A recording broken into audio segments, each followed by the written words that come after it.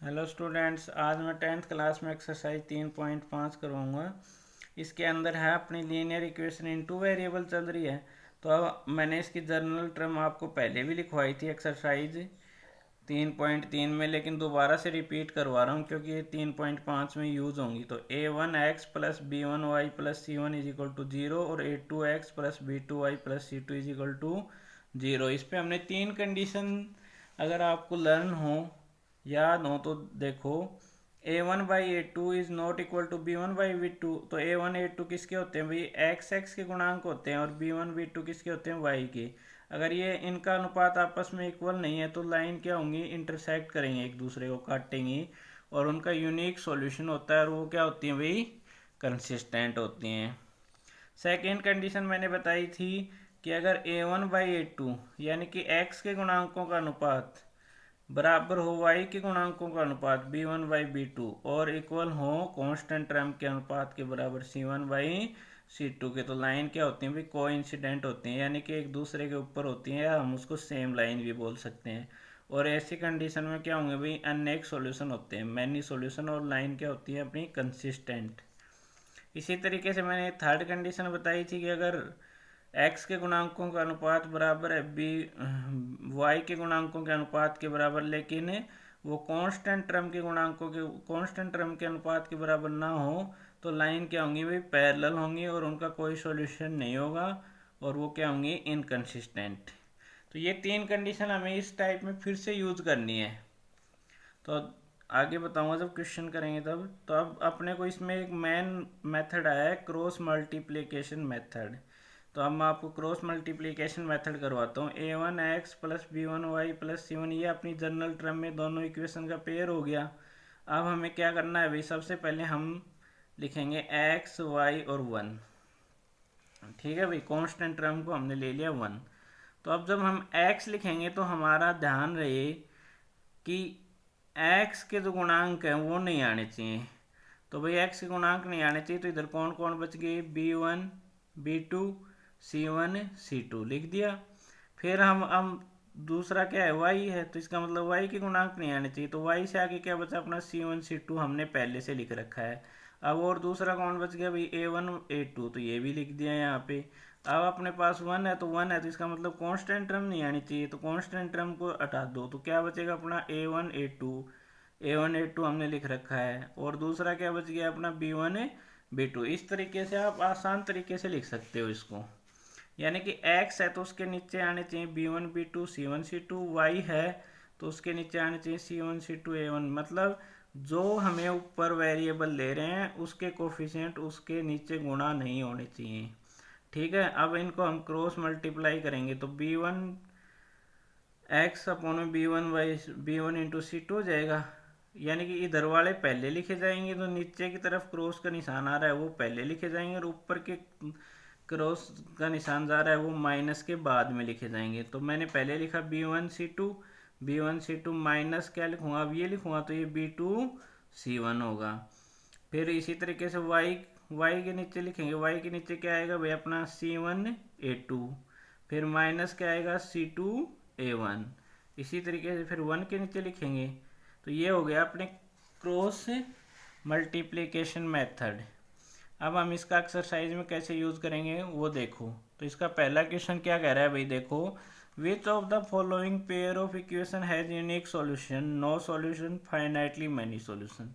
सबसे पहले हमें ये तीनों कंडीशन जो ऊपर मैंने बताई थी ये यूज करनी है अपने को, और पता करना है कि उनका सॉल्यूशन मैनी सॉल्यूशन है, नो सॉल्यूशन है, या यूनिक सॉल्यूशन है। तो सबसे पहले मैंने पहले इक्वेशन लिए x minus three Y minus three is equal to zero, और इसका पेयर में है 3x minus 9y minus two is equal to zero. तो सबसे पहले हमें इनके क्या निकालने हैं भाई? a1 by A to, b1 by b2 और c1 बाई c2। तो a1 बाई ए टू निकालेंगे तो x के आगे कोई गुणांक नहीं है, या इसका मतलब क्या है? एक है, तो a1 बाई ए टू तो हो गया 1 by three. b1 by b2 क्या है? b की क्या है? -3। अब मैंने बताया था गुणांकों के साथ साइन हमेशा साथ रहता है, तो -3 अपॉन में -9 हो गया, काटेंगे तो ये कितना जाएगा भाई? अपना 1/3। इसी तरीके से अगला है वो है -3 और -2, तो ये -3/2 हो गया।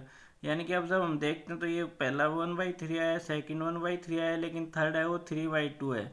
यानी कि यहाँ पे कौन सी कंडीशन लग रही है भाई, थर्ड कंडीशन लग रही है, A1/A2 is equal to B1/B2 is not equal to C1/। तो जब भाई थर्ड कंडीशन लग रही है तो इसका मतलब क्या है, hence equation has no solution. अब हम सेकंड पार्ट करते हैं। सेकंड पार्ट में क्या कह रहा है भाई, फर्स्ट इक्वेशन है 2x plus Y minus 5 is equal to 0। Second equation है 3x plus 2y minus 8 is equal to 0। तो अब A1/A2 निकालेंगे तो यहाँ से क्या आएगा भाई 2/3, क्योंकि A1 2 है और A2 3 है। फिर B1/B2 निकालेंगे, B1/B2 क्या है, B1 1 है और B2 2 है, तो 1/2 आ गया। और C1/C2 निकालेंगे तो ये -5 -8 माइनस माइनस कैंसिल हो गया, तो 5/8 आ गया। अब यहाँ देखो भाई, अपनी फर्स्ट कंडीशन को फॉलो कर रहा है, क्या कह रहा है, A1/A2 का रेशियो कितना है अपना 2/3 और B1/B2 का रेशियो है 1/2, यानी कि ये दोनों आपस में इक्वल नहीं है। तो देयर फॉर इक्वेशन है वन सॉल्यूशन, इसलिए इसका हम वन सॉल्यूशन भी बोल सकते हैं, यूनिक सॉल्यूशन भी बोल सकते हैं। तो यूजिंग, अब हमें क्या करना है, जब वन सॉल्यूशन आ जाए तो उसका क्रॉस मल्टीप्लिकेशन मेथड लगाना है। तो यूजिंग क्रॉस मल्टीप्लिकेशन मेथड, तो ये अपना था x/B1C2, तो ये अपने फॉर्मूला था। अब हम ज़रूरी नहीं है उसको क्रॉस मल्टीप्लाई करके दिखाएं, अगर हमें गलती होने का डर नहीं है तो हम सीधा भी यहाँ से रख सकते हैं, जैसे मैंने रखा है B1/x/B1C2 माइनस B2C1। तो B1 कितना है अभी, यहाँ से देखेंगे तो B1 अपना है 1, तो 1 हो गया। C2 कितना है अभी अपना -8, तो मल्टीप्लाई में -8 हो गया। इसी तरीके से अपना B2 देखेंगे, B2 कितना है अभी अपना 2, माइनस का निशान फॉर्मूले से है, 2 इंटू में C1 कितना है -5, तो ये -5 मल्टीप्लाई हो गया। इसी तरीके से हम y के नीचे रखेंगे C1 कितना है अपना -5, A2 कितना है अपना 3 माइनस C2 कितना है अभी अपना -8। और ये साइन हमेशा साथ रखने, अगर साइन छोड़ दिए तो अपना क्वेश्चन गलत हो जाएगा। और A1 कितना है अपना 2, इसी तरीके से 1 के नीचे रखेंगे, 1 के नीचे भी क्या आएगा भाई अपना A1 है 2, B2 है 2 और माइनस A2 है 1 और B1 है 3। अब इनको सोल्व कर लेंगे भी, तो x के नीचे है -8 + 10 और y के नीचे क्या जाएगा अपना -15, क्योंकि इनको मल्टीप्लाई करेंगे -15 और ये माइनस माइनस प्लस हो जाएगा, तो ये प्लस के 16 आ जाएंगे। इधर ये 4 माइनस 3 आ जाएगा।